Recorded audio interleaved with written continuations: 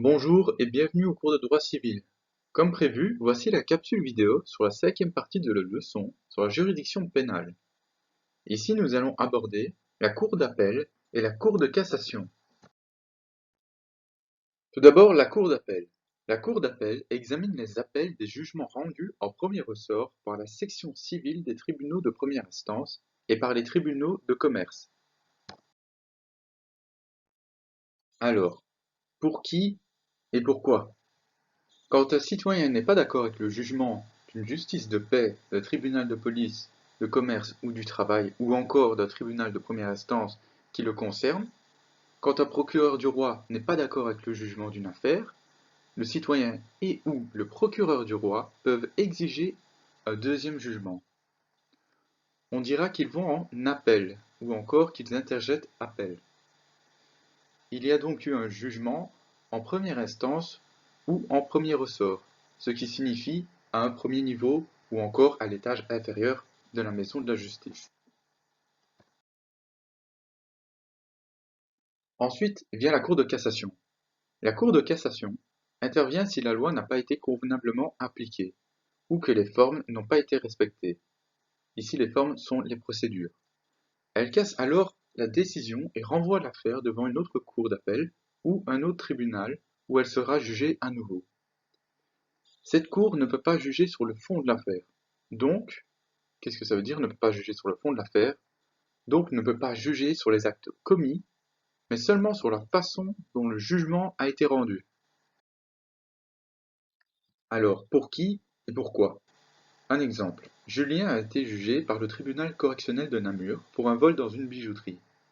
Il n'est pas d'accord avec le jugement et il a interjeté appel devant la cour d'appel de Liège. Son affaire a donc été jugée une deuxième fois, puisqu'il est en cour d'appel. Pourtant, son avocat estime que ce procès en appel n'a pas été correct, que les règles de droit n'ont pas été respectées. Par exemple, le juge s'est basé sur des informations qui n'ont pas été communiquées à toutes les parties avant les audiences, une chose qui normalement ne devrait pas se faire selon le droit. Ou bien l'avocat estime que le juge a fait une erreur dans l'application d'une règle de droit. Julien peut alors s'adresser à la Cour de cassation. On dit qu'il peut se pourvoir en cassation. Alors, comment ça se passe? La Cour de cassation juge les pourvois en cassation introduits contre les décisions quand il n'y a plus d'appel possible. Un pourvoi peut être introduit tant contre une décision en matière pénale qu'en matière civile. Elle ne rejuge pas une affaire une troisième fois, mais elle examine si le jugement prononcé fait une application correcte des règles de droit. En réalité, elle vérifie s'il y a eu ou non une erreur dans la procédure et dans l'application du droit. Elle ne va pas se demander si, oui ou non, Julien est bien rentré dans la bijouterie, mais par exemple si la peine de prison qu'il doit exécuter n'est pas trop importante par rapport à ce que dit la loi et par rapport à ce qu'il a commis. Si la Cour de cassation constate qu'il y a une erreur, elle casse le jugement, ce qui veut dire qu'elle l'annule.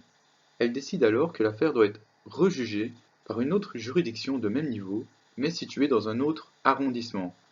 Par exemple, si la cour d'appel de Liège s'est trompée, Julien sera rejugé devant la cour d'appel de Mons. Si la cour de cassation juge que le procès a été correctement mené, la décision de la cour d'appel est appliquée.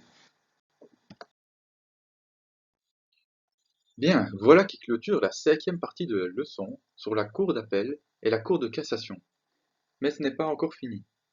Dans la description de la vidéo se trouve un lien vers un questionnaire en ligne afin de vérifier que tu as bien compris la matière.